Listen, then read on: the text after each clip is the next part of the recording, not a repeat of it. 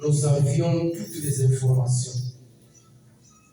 Nous avons compris à partir de là que mon frère n'était pas isolé.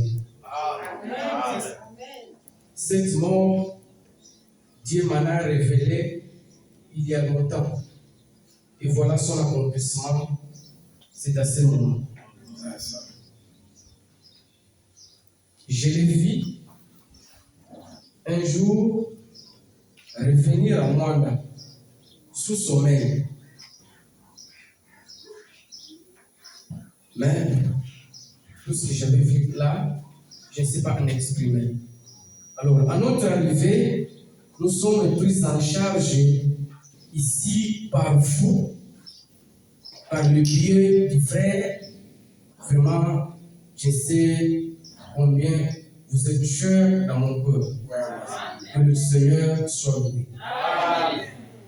Alors, quant à la parole d'aujourd'hui, par rapport à la Trinité, vraiment, je n'ai pas senti la différence entre l'information que nous avons et ce que vous venez de nous démontrer ici.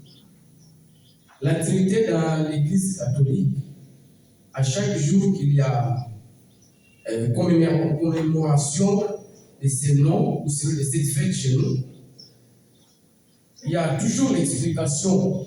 Si nous allons dans Ésaïe, chapitre 9, Ésaïe, chapitre 9, c'est un frère qui peut nous aider pour sa lecture, verset 5.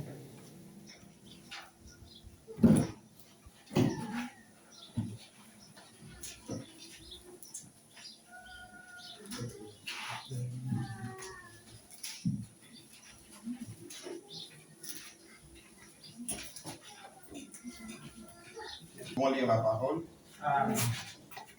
Car un enfant nous est né, un fils nous est donné, et la domination reposera sur son épaule. On l'appellera admirable, conseiller, Dieu puissant, Père éternel, Prince de la paix. Amen. Amen. Voilà. Donc, la Trinité là, ce sont des fonctions qui sont données. C'est sûr que Dieu a trois fonctions. En tant que Père, Fils, parce qu'il s'est fait homme, et puis Esprit. Sinon, nous n'avons pas comme il a été dit que nous avons trois dieux. Non, nous avons un seul Dieu qui a trois fonctions. En plus, lorsque nous allons aussi à 2 Jean 5, 21 versets. C'est 1 Jean 5.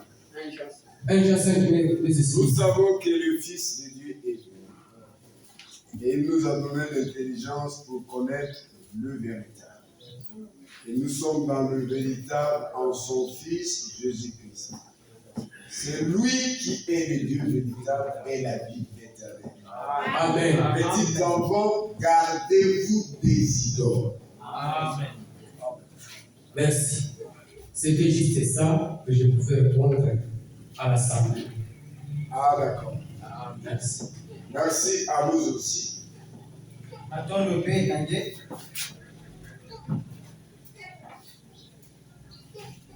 Lorsque on enseigne aussi qu'il y a trois fonctions à Dieu qui fait la Trinité, d'abord, la Trinité n'est même pas un mot mentionné dans la Bible. Dieu n'a pas seulement trois fonctions. Il est Père au ciel. Fils, il s'est fait homme. Saint-Esprit dans le cœur. Il est aussi avocat. Intercesseur.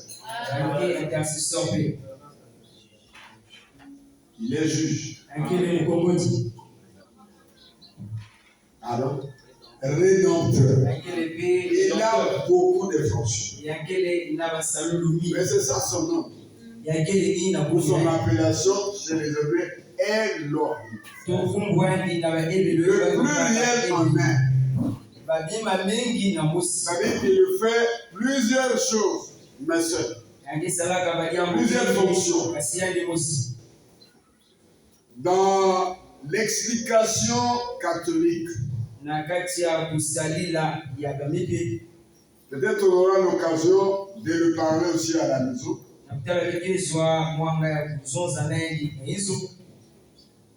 Il ne montre pas que Jésus-Christ, il est vraiment lui-même le Créateur.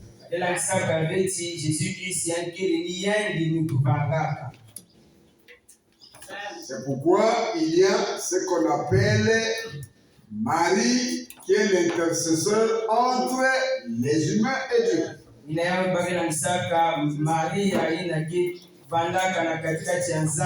qui a quitté son rang de sœur, qui est devenue immaculée.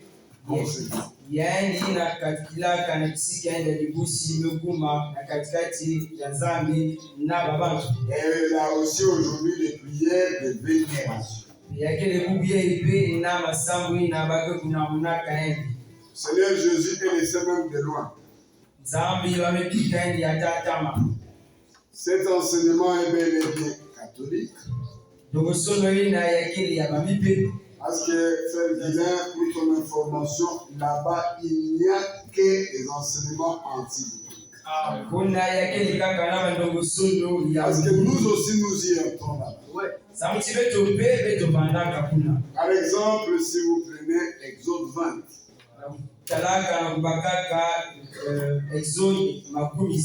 il est dit dans les 10 commandements.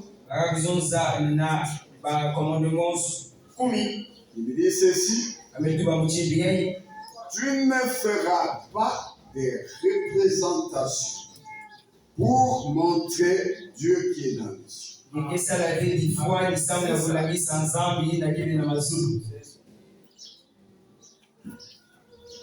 Sur la terre, sous la terre. Il ne faut pas d'abord le faire. De deux, tu ne les adoreras pas. Parce que je suis un Dieu jaloux. Depuis la faute des pères au fils jusqu'à la 3e et la 4e génération de ceux qui me haïssent.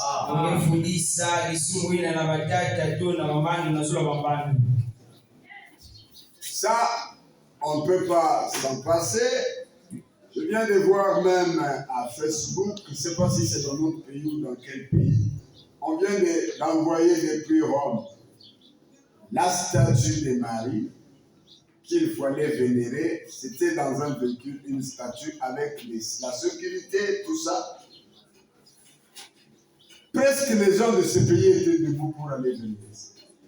Ça souleverait des villes et des villes. Ça, c'est contre Exode.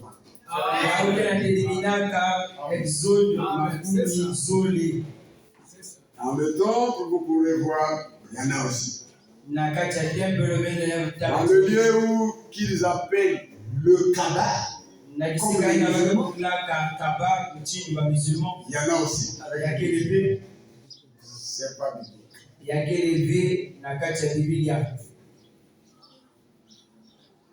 L'Église catholique, frères et sœurs, permettez pour qu'on puisse un peu aider les frères.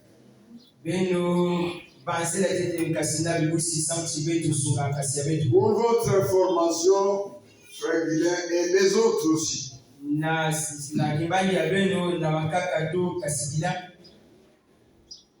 Ce baptême qu'il donne n'est pas biblique. En la Bible, aucun homme n'a été aspergé l'eau sur la terre. Romains 6, verset 12. Vous tous qui avez été baptisés en Jésus-Christ, c'est dans sa mort que vous avez été baptisés. Vous avez été ensevelis avec lui par le baptême. Comme on va ensevelir le même frère. Comme Christ est ressuscité de mort, nous aussi, nous marchons en nouveauté de vie. Donc, le baptême, c'est la mort, l'enterrement ou l'ensevelissement et la résurrection.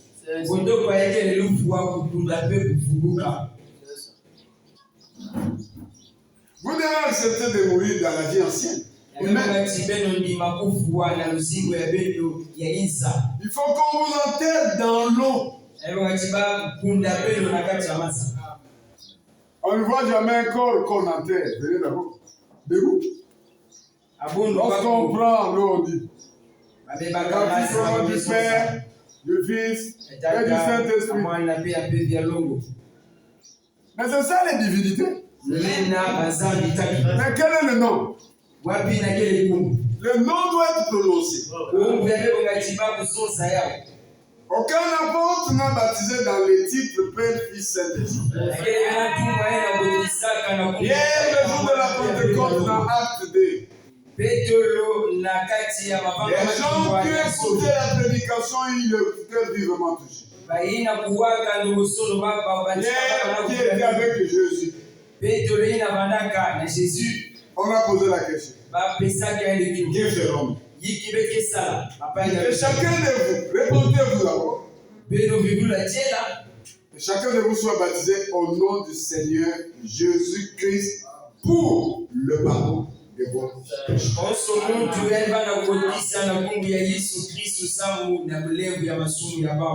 Et vous allez recevoir le don du Saint-Esprit. Le don du Saint-Esprit. C'est une promesse.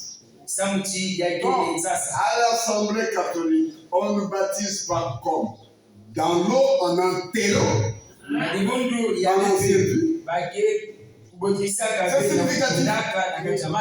Si quelqu'un accepte de mourir, il faut l'enterrer. Notre frère et moi, on va l'enterrer demain. Et quand on va ensevelir la terre, on ne le verra plus physiquement. Mais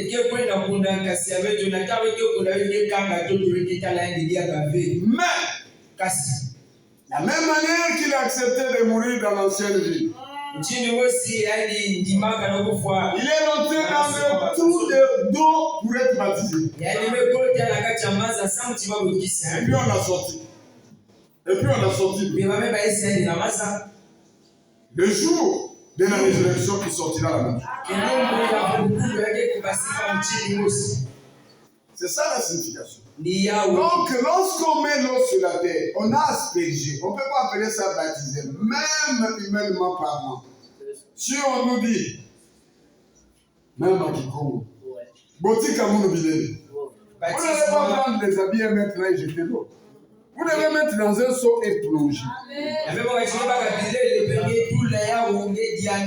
En bon français, on dit immersion. Amen. Amen. Alors je vais terminer, frère, de t'apporter cette information biblique grave sur l'église catholique. Ça va aider les autres. Le chef de cette église, il se promène avec un tiare que la Bible parle. Effacez ici. Je vais écrire un peu. Quelqu'un peut nous le lire dans Apocalypse 13?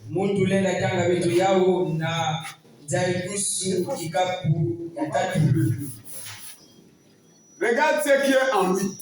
Que vous ne saviez pas. Mais que la Bible parle. La Bible nous dit d'informer les gens et de les capturer.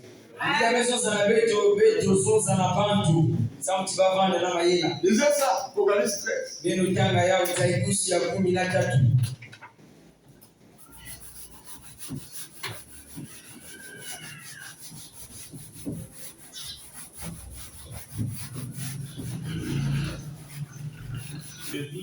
montrer de la mer, de la terre une autre bête.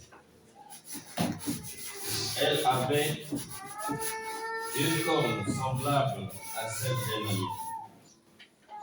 Mais elle parlait comme un dragon. Elle exerçait toute l'autorité de la première bête en sa présence.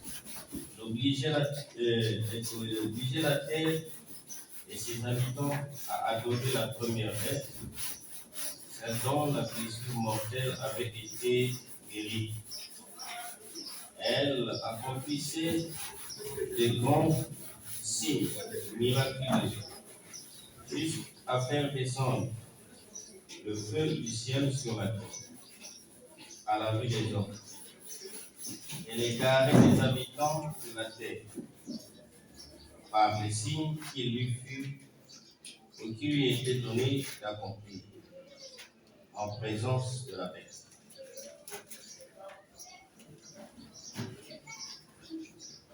Elle leur disait de faire une image de la bête qui avait été blessée par l'épée et qui avait survécu.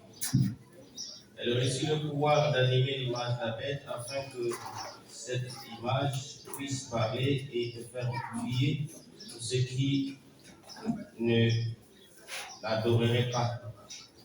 Elle fit en sorte qu'on impose à tous les hommes, petits, grands, riches, et pauvres, libres et esclaves, une marque sur leur front, sur leur main droite et sur leur front.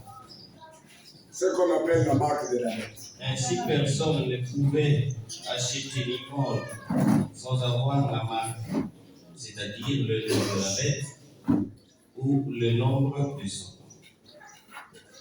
Il faut ici de la sagesse. Amen. Que celui qui a de l'intelligence déchiffre le nombre de la bête, car c'est un nombre d'or. Son nombre est 666. C'est ça qu'on nous demande de calculer, frère Guilain. C'est un chiffre d'homme. Cet homme ici, il se promène avec ça. Sur lui. Et il a toute l'autorité que vous avez lui là. Si je décortique chaque chose, ça nous prendra du temps. Je vais te montrer seulement ça. L'écriture a dit de calculer. C'est un chiffre qui a indiqué sur un nom. Et ce chiffre, c'est 666. Pourtant, c'est qu'il a. C'est que l'homme là. C'est pas facile de voir que c'est Apocalypse 13. Mais il en a, Dieu a montré ça. Dieu a montré ça. Regardez ce que cet homme-là a. Il s'appelle Vicarix.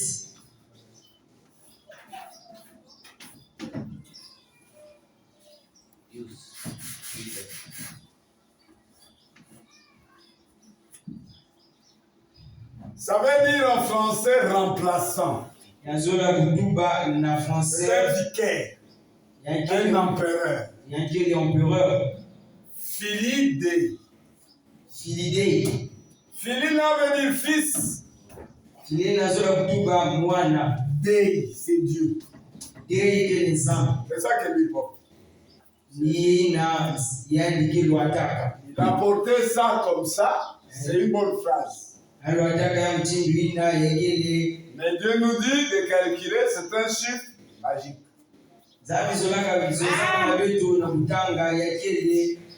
Lui ne porte pas ça directement. 666, non. Lui, il a cette appellation. Remplaçant le Fils de Dieu.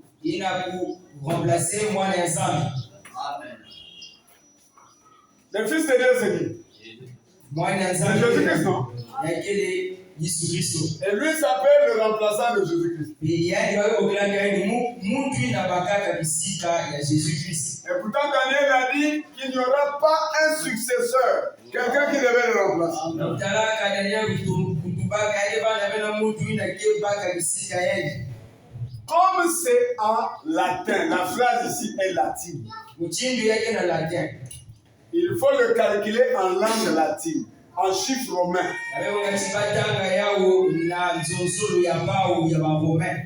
Ce qu'il porte sur son tiare. Remplaçant fils de Dieu. Bon, dites-nous même un peu vous-même. Demandez ici. Il n'y a pas un homme qui se nomme le remplaçant du fils de Dieu. Pour que le monde entier considère. Il y en a pas. C'est qui? C'est le pape. Maintenant, il dit calculer ça. Ça se calcule en chiffres romains. Vous voyez les chiffres ici, non? Comme c'est en latin, de sa langue, il faut calculer ça dans sa langue. En chiffres romains. Ça, c'est quel chiffre? 5. On va calculer avec vous. Et on va pointer. Ça fait 5. I, là c'est combien? C'est 1. Donc 5 plus 1. C c'est combien? 100. En chiffre romain. Vous pouvez même chercher à décaler. Hein? Surtout avec l'internet aussi, vous pouvez fouiller. Ça c'est 100. Hein? Oui. Donc plus 100. Ah c'est combien? 0. En langue romaine ou dans les chiffres romains, il n'y a pas de A. Il n'y a pas aussi le R. Et nous avons dit 1. Oui. Plus 1. V c'est combien? 5. 5. Donc plus 5. S à la fin. 0. S n'existe pas en chiffre romain. Est-ce que Zingaka V 5 plus 1 égale à combien? 6. 6 plus 1 c'est 100. Plus 100. 106. 106 plus 1. 107. 107 plus 5. Ça fait 112, le premier. On continue à la deuxième partie. Ça, c'est seulement remplaçant. Maintenant, fils de Dieu. F, c'est quoi en chiffre romain? Ça n'existe pas. I, on a déjà dit c'est 1. L, c'est combien? 50. L, c'est 50. Donc 1 plus 50. I, c'est combien? Plus 1. I, c'est combien? Plus 1 encore. Mais D? 500. D égale à 500. E? 0. Ça n'existe pas. Ouais. Et puis I, c'est 1. C'est ça, non? Ouais.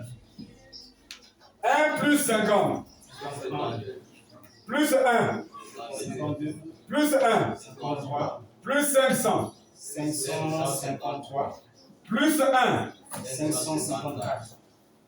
Plus 554. On fait maintenant l'addition. 2 plus 4. 1 plus 5. 1 plus 5. Apocalypse 13.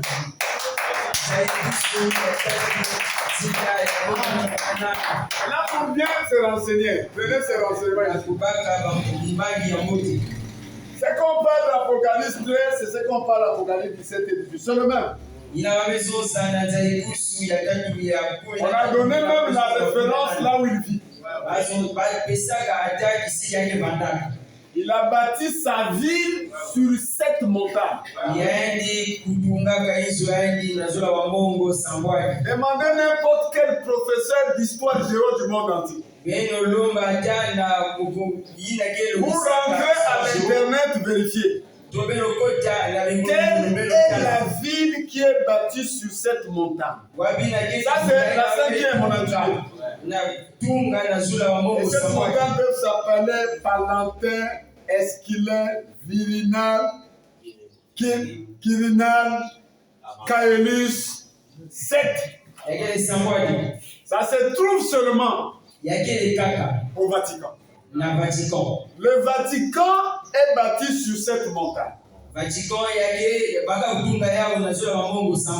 pour ton information, écoute, frère Guilain. Le président Sassou Nguesso, John Biden, le président Tshisekedi, tous les chefs d'État ne commandent pas le chef du Vatican. Mais le chef du Vatican commande tous les chefs d'État. Le Vatican est dans quel pays? En Italie. Le président italien ne commande pas le Vatican. Il a même sa société ici. Il n'est pas contrôlé. Donc, sa société s'appelle Eni Congo. C'est une société pétrolière. C'est pour lui. Il vend tout. Les bougies que vous utilisez, la Bible parle ça dans l'Apocalypse 17. Les encens, les myrrhes, le cargaison, jusqu'aux corps d'homme. Même lorsque vous écoutez les déterreurs, on les arrête, on n'a jamais tué. C'est lui le chef.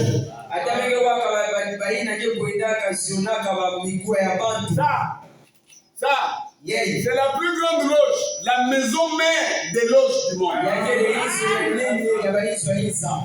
Vous voyez, si la ville vient de quitter la RDC,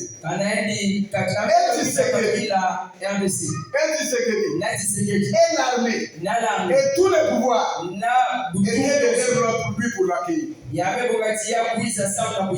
S'il est religieux, ou s'il est chrétien, réellement, pourquoi doit-il être reçu comme ça? Frère Casse-Pierre était ici, l'évêque de l'église primitive. Même le préfet de Pointe-Noire ne connaissait pas. Même le chef du quartier, c'est pas où. Il n'y a eu aucun trouble. Il a pressé dans la Saint-Michel mais lui, s'il vient, on va mobiliser l'armée. Et pour ton information, cher frère, le meilleur tireur d'Italie, c'est Jassaga. Le tireur d'élite. Pourquoi on doit avoir la sécurité militaire? Pourquoi il doit faire la revue des troupes sur le tapis rouge que seulement le chef d'État doit marcher? Lui, il n'est pas seulement un chef d'État, mais il est le chef des chefs d'État. Simplement, on parle les très saints pères. Pendant qu'il n'est même pas saint, ou côté ou côtier. Tu n'es pas informé, frère. Il venait de déclarer que la Bible ici a trop vieilli. Je vais te montrer ça, c'est écrit. Il a dit, Dieu a commis une grave erreur de juger les gens de Sodome et de Gomorrhe, les homosexuels. Il dit, les homosexuels aussi sont des enfants de Dieu. Il a dit, cette Bible doit être réformée. Et nous allons montrer aux Africains qu'ils doivent abandonner cette Bible. On doit faire une nouvelle Bible réformée. On doit insérer beaucoup de choses parce que Dieu a commis beaucoup d'erreurs en écrivant ceci.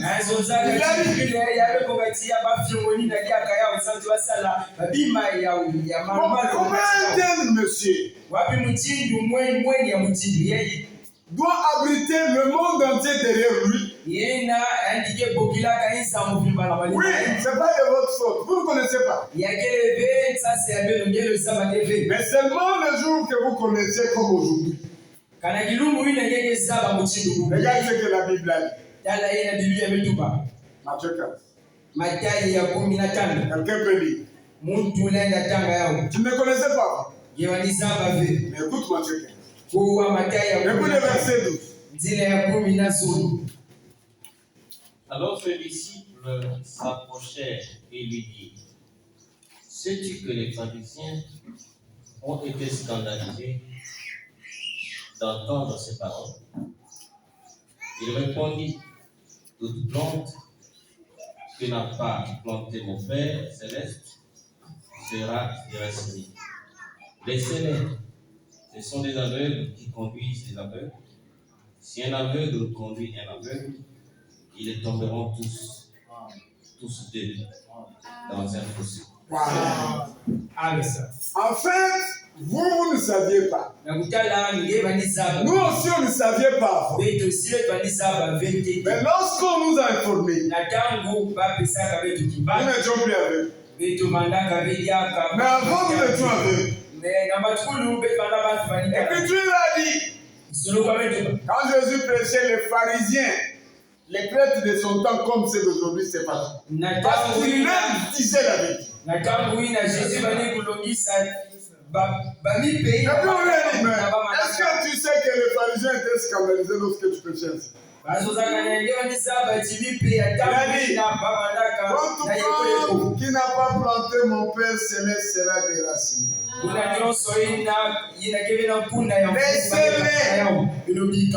Ce sont des aveugles qui conduisent les aveugles. Et si un aveugle conduit un autre aveugle, tous les deux tomberont dans une fosse. Moi je ne le vois pas. Physiquement parlant, toi tu ne le vois pas, physiquement parlant. Comment je peux être ton conducteur? On ne sera même pas arrivé quelque part. Ce que vous pouvez faire en toute humilité, il y a plein de fausses doctrines. Ça, c'était plus seulement quelqu'un. Il y en a trop. Recevez l'information. Comme tu viens de dire, de réfléchir là. Accepte d'abandonner ces fausses doctrines-là.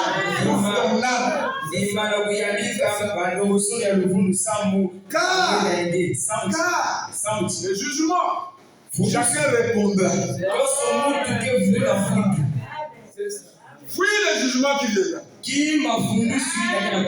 En acceptant la vérité, le message du temps de la fin. Que ton oncle prêche, que ton petit frère avec lui. Alors